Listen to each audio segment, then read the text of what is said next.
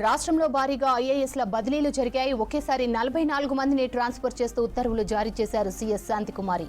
GHMC commissioner గా Ronald Raj స్థానంలో అమ్రపాలి నియమితులయ్యారు. జీఏడీ ముఖ్య కార్యదర్శిగా సుదర్శన్ రెడ్డి అపాయింట్ అయ్యారు. పశుసంవర్ధక శాఖ ముఖ్య కార్యదర్శిగా సవ్యసాచి ఘోష్, కార్మిక ఉపాధి శిక్షణ శాఖ ముఖ్య కార్యదర్శిగా సంజయ్ కుమార్, యువజన సర్వీసులు, పర్యాటక, క్రీడల శాఖ ముఖ్య కార్యదర్శిగా వాణి ప్రసాద్ ను ప్రభుత్వం నియమించింది.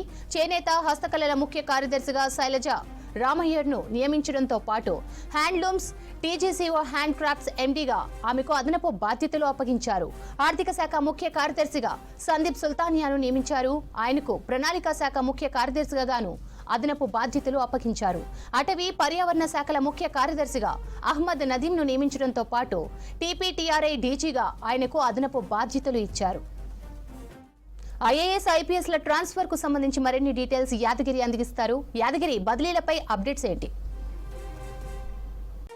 స్రవంతి, గత కొంతకాలం నుంచి కూడా సీనియర్ అధికారులను బదిలీ చేస్తారు అని చెప్పేసి చర్చ జరుగుతుంది. అందులో భాగంగానే ఇవాళ ఒకేసారి 44 మంది అధికారులను బదిలీ చేశారు. వారం రోజుల కింద 22 మంది అధికారులను బదిలీ చేశారు.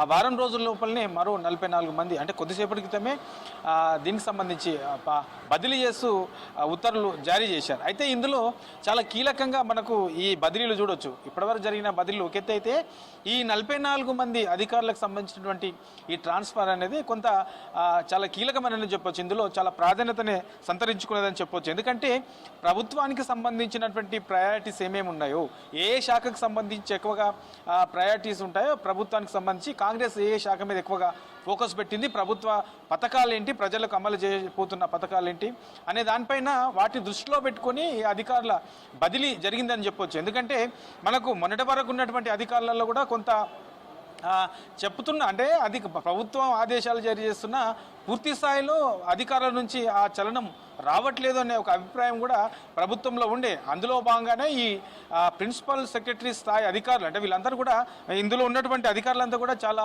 సీనియర్ సంబంధించినటువంటి అధికారులు, ప్రిన్సిపల్ సెక్రటరీ స్థాయిలో పనిచేసినటువంటి అధికారులే చాలామంది కూడా ఉన్నారు. సో వీళ్ళందరినీ కూడా చాలా శాఖలకు సంబంధించి బదిలీ చేశారు. ఒక్కసారి మనకు అంటే ప్రయారిటీ ఉన్నటువంటి శాఖలు ఏమున్నాయి, వాటికి సంబంధించి ఎలాంటి అధికారులను నియమించారు అనే దాని మీద ఒక్కసారి మీకు చెప్పే ప్రయత్నం చేస్తా. ఏదైతే ఇప్పుడు దివ్య ఐఏఎస్ మున్సిపల్ అడ్మినిస్ట్రేషన్ డైరెక్టర్గా ఉండే ఈమెను సెర్పు సీఈఓగా నియమించారు. అంటే ఆల్రెడీ ఇప్పటికే ప్రజాపాలనకు సంబంధించినటువంటి దానికి ఇన్ఛార్జి కూడా దివ్య ఉన్నారు. అయితే ఇప్పుడు ఈ మున్సిపల్ అడ్మినిస్ట్రేషన్ డైరెక్టర్ నుండి బదిలీ చేస్తూ సెర్పు సీఈఓగా నియమించారు. సెర్పు అనేది ఇప్పుడున్నటువంటి గవర్నమెంట్లో చాలా ప్రాధాన్యతను సంతరించుకున్నటువంటి డిపార్ట్మెంట్. ఎందుకంటే మహిళలకు సంబంధించి మహిళల అభివృద్ధి కోసము పథకాలు అమలు చేయడము, తర్వాత ఈ మధ్యకాలంలో ఈ మహిళా శక్తి క్యాంటీన్లకు సంబంధించి కూడా మహిళా సంఘాలకు క్యాంటీన్లు ప్రభుత్వము పెట్టుకునే విధంగా ప్రోత్సహిస్తుంది. తర్వాత ఏదైతే మహిళా సంఘాలు ఉంటాయో మహిళా సంఘాలకు రుణాలు కూడా ప్రభుత్వం ఇస్తుంది, ఇప్పటికే ప్రకటించింది, కొంతమంది కూడా ఇచ్చింది. సో ఇట్లా మహిళల అభివృద్ధి కోసం మహిళలకు సంబంధించినటువంటి ప్రాధాన్యత అనేది ఈ సెర్పు నుంచి ఎక్కువగా ఉంటుంది. కాబట్టి దానికి సంబంధించి మహిళా అధికారిని నియమించారు. చాలా అంటే అక్కడ యాక్టివ్గా పనిచేసే అధికారులు కావాలి. ప్రభుత్వం ఏదైతే ప్రాధాన్యతగా భావిస్తుందో అలాంటి వాటికి చాలా వెంటనే ఈ పనులకు సంబంధించి చాలా కీలకంగా పనిచేసే అవకాశం ఉంటుంది. కాబట్టి దానికి సంబంధించి ఈ సీఈఓగా ఐఏఎస్ దివ్యను నియమించారు. ఇక అమ్రపాలికి సంబంధించి ఇప్పుడు అమ్రపాలిని జిహెచ్ఎంసీ కమిషనర్గా నియమించారు.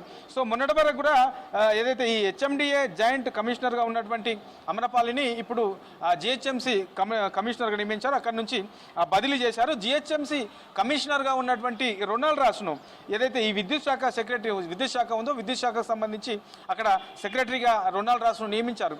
ఇప్పుడున్న ఈ గవర్నమెంట్లో విద్యుత్ శాఖ అనేది కూడా చాలా కీలకం. ఎందుకంటే ఇప్పటికీ ఈ విద్యుత్ శాఖలో చాలా అక్రమాలు జరిగాయి. తర్వాత ఈ కొనుగోలు ఇతర రాష్ట్రాలు అంటే ఛత్తీస్గఢ్ లాంటి రాష్ట్రాల నుంచి కొనుగోలు చేసిన దాంట్లో కూడా ఈ చాలా అక్రమాలు జరిగాయి. తర్వాత యాదాద్రి భద్రాద్రికి సంబంధించిన పవర్ ప్లాంట్ నిర్మాణంలో కూడా చాలా అక్రమాలు జరిగాయని చెప్పేసి ఇప్పటికే దీని మీద విచారణ కొనసాగుతుంది. అధికారులు గతంలో ఉన్నటువంటి అధికారులకు సంబంధించి సపరేట్గా ఒక కమిషన్ వేశారు. కమిషన్ కూడా విచారణ చేస్తుంది. ఇప్పటికే గతంలో ఉన్నటువంటి సీఎంగా ఉన్న కేసీఆర్ కూడా విచారణకు సంబంధించి విచారణకు నోటీసులు జారీ చేశారు. దానికి సంబంధించి రిప్లై కూడా కేసీఆర్ ఇచ్చారు. సో ఇట్లా ఈ శాఖ కూడా చాలా కీలకమైనటువంటి శాఖ.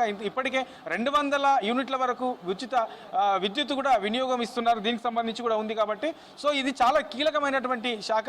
జిహెచ్ఎంసీ కమిషనర్గా ఉన్నటువంటి రొనాల్డ్ రాస్ను ఇప్పుడు విద్యుత్ శాఖకు నియమించారు. ఇట్లా ఇక దేవసేన డైరెక్టర్ ఆఫ్ స్కూల్ ఎడ్యుకేషన్గా దేవసేన ఉండే, ఆ దేవసేనకు సంబంధించి గత కొన్ని రోజుల నుంచి కూడా పెద్ద ఎత్తున కొంత విమర్శలు అయితే వస్తూ ఉన్నాయి. కొంతమంది గతంలో మనం చూసాము ఎమ్మెల్సీగా ఉన్నటువంటి ఎమ్మెల్సీ స్థాయిలో ఉన్న వాళ్ళు కూడా ఈ దేవసేన మీద, ఐఏఎస్ దేవసేన మీద కొంత అసంతృప్తి కూడా వ్యక్తపరిచారు. సో ఏదైతే ఈ ఉపాధ్యాయ సంఘాలు ఉంటాయి, ఉపాధ్యాయ సంఘాల నుంచి కూడా చాలామంది కూడా ఈ దేవసేన మీద కొన్ని విమర్శలు కూడా చేశారు. సో ఇప్పుడు ఈ ఏదైతే డైరెక్టర్ ఆఫ్ స్కూల్ ఎడ్యుకేషన్గా ఉన్నటువంటి దేవసేనను అక్కడ నుంచి టెక్నికల్ ఎడ్యుకేషన్ కమిషనర్గా బదిలీ చేశారు.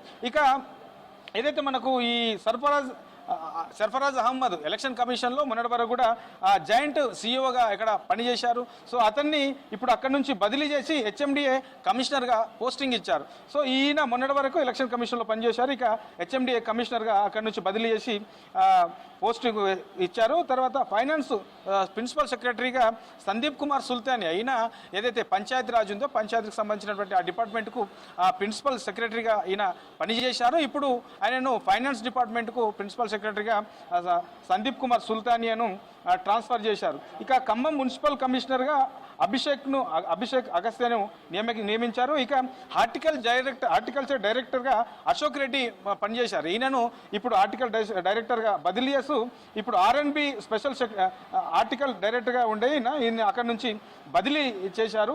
ఆ తర్వాత R&B స్పెషల్ సెక్రటరీగా హరిచందన దాసరిని నియమించారు. మొన్నటి వరకు నల్గొండ జిల్లా కలెక్టర్గా పనిచేశారు. అక్కడి నుంచి బదిలీ చేసిన తర్వాత తనకు పోస్టింగ్ ఇవ్వలేరు. ఇప్పుడు ఇవాళ ఏదైతే ఉత్తర్వులు ఇచ్చారో ఆ ఉత్తర్వుల్లో హరిచందన దాసరికి ఏదైతే R&B స్పెషల్ సెక్రటరీగా పోస్టింగ్ ఇచ్చారు. సో ఇట్లా కీలకమైనటువంటి ఏవైతే అనుకుంటున్నదో గవర్నమెంట్కు సంబంధించి ఏవైతే కీలక శాఖలు ఉన్నాయో, ప్రజలకు అమలు చేసే పథకాలు ఏవైతే ఉన్నాయో ఇట్లాంటి వాటిని ప్రయారిటీగా తీసుకొని అక్కడ ఈ అధికారుల నియామకం అనేది ఈసారి జరిగినటువంటి ఈ 44 మంది ఐఏఎస్లకు సంబంధించిన అధికారుల బదిలీలో ఆ ప్రయారిటీని బట్టే ఈ బదిలీలు జరిగాయని మనకు అర్థమవుతుంది. మొన్న 22, ఇవాళ 44, అంటే ఈ వారం రోజుల్లోనే 66 మంది అధికారులకు సంబంధించి ఈ శాఖలు బదిలీ చేశారు. సో మొత్తానికి మరికొంతమంది కూడా ఈ ఐఏఎస్లకు సంబంధించి ఐపీఎస్లకు సంబంధించినటువంటి బదిలీలు కూడా ఉండే అవకాశం ఉంటుంది. ఎందుకంటే ఆ కాంగ్రెస్ హయాంలోకి వచ్చిన తర్వాత ప్రజాపాలన అని చెప్తూ వస్తుంది,